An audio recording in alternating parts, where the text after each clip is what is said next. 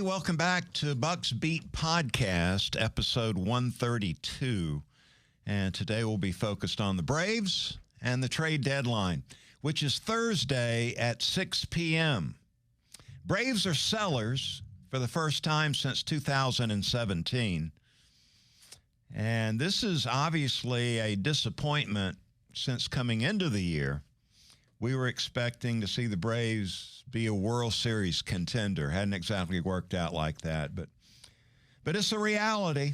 And let's look at it this way. The Braves have a strong nucleus of players under contract, and so moving forward, this should be one of those one-off situations. We'll be right back in the mix, hopefully, again next season. So what should Braves country expect to happen this week before the trade deadline coming up Thursday at 6? Well, number one, you can expect to see the Braves trade both Ozuna and Marcell Glacius.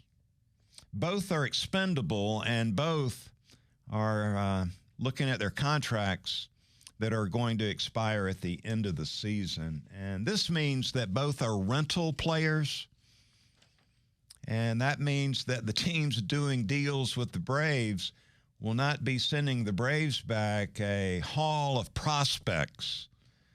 Basically, the Braves are going to have to get what they can get and move on. Ozuna is expendable because he can be replaced in-house by the catchers in 2026 as far as the job that Ozuna has as the designated hitter.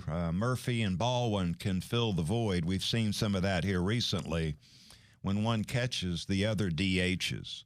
So the Braves can fill that in-house. Glacius is expendable because in 2026, both Reynaldo Lopez, who previously had worked out of the bullpen before coming to the Braves, and Joe Jimenez, either one of those two guys can replace Glacius as the closer in 2026. So those two moves are basically no-brainers this week. Also, the Braves, expect the Braves to sell off Pierce Johnson and Aaron Bummer to teams that are in the postseason mix right now and looking to solidify their bullpens. The Braves, if they can unload both Johnson and Bummer, we're talking about clearing over $15 million off the cap or off the payroll next year. Now, I was reading Mark Bowman online yesterday, MLB.com, and Bowman was saying the Braves will not try to move any of their controllable players that are on the roster now. We're talking about Riley and Olson and Profar and Acuna and Murphy and Harris or Strider. None of those guys the Braves are looking to move on from. Ozzy Albies is an interesting case with a $7 million option for next season, a club option for next season, or a $4 million buyout. So that's very interesting there.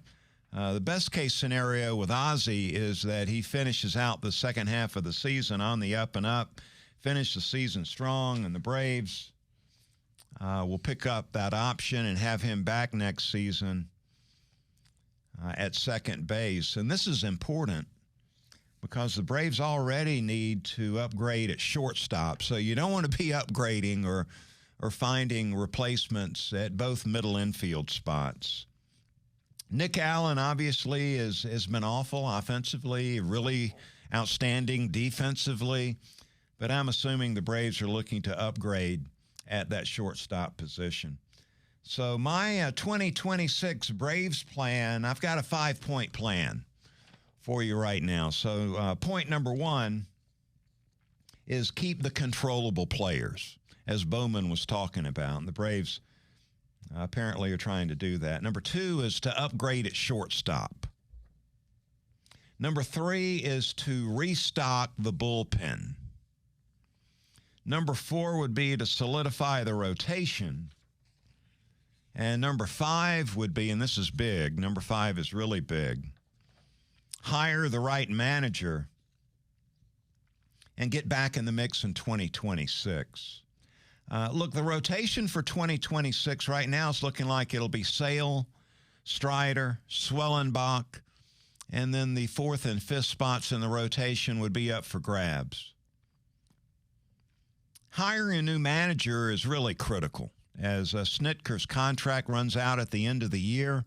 And as I understand it, the plan all along was for Snit to manage through 2025 and then walk off into the sunset feeling really good about his career with the Braves organization that spans basically 5 decades.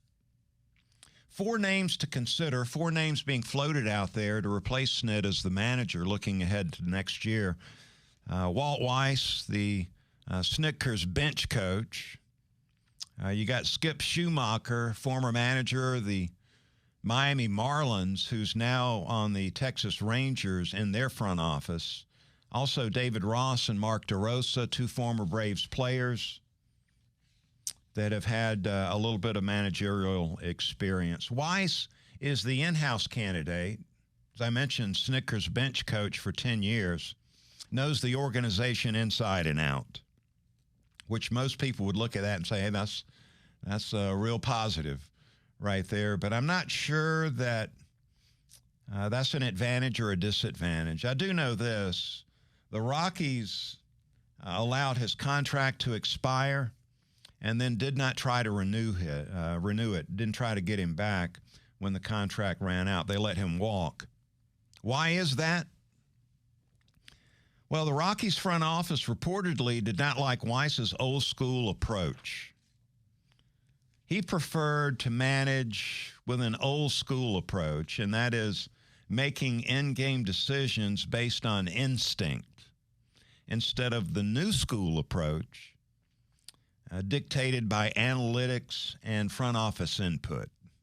Weiss reportedly frowned on that part of the deal. So the chances of the Braves hiring a former Marlins manager, Skip Schumacher, depend on whether or not the Rangers manager, Bruce Bochy, retires or returns at the end of the Rangers season this year. Schumacher is currently serving as the Rangers' senior advisor of baseball operations and is set to take over as manager if Bochy retires again. So it might be tough for the Braves to swoop in and take Schumacher if Bochy steps away and has plans to take over as the Rangers manager. David Ross, as most people know, is a former Braves player who got a shot to manage the Cubs for 4 seasons before being let go in Chicago. They wanted to bring in Craig Counsell, who was considered an upgrade over Ross. And so Ross moved on. He's been out of the game since, by the way. Mark DeRosa is a former Braves player who is an analyst on the MLB Network. And most of you know DeRosa also managed Team USA in the World Baseball Classic, and I thought did a really good job managing Team USA. If the Braves are searching for a yes man, I believe we've seen them go ahead and get that guy. That would be Freddie Gonzalez. Would be on that yes man list, in my opinion. So the Braves and Alex Anthopoulos have got a lot of work to do to get this right, and it starts this week manipulating the roster before that trade deadline comes up Thursday at 6. To get the Braves back on track and contending for another World Series title, Anthopoulos and his staff have got to get this right, both the trade deadline and the hiring of a new manager. And like you, I sure hope they can get the job done right, because I want to see this team back in the mix in 2026, because you know what? This losing it's just no fun at all. And that's going to do it for this podcast. We'll have another one dropping later this week. And remember, when the Braves don't play at 7, you can check out the Buck Belue Show on 680 The Fan. That's Monday through Friday, 6 to 8. And then don't forget about the Saturday show from 9 to noon on 680. Have a great week, everybody.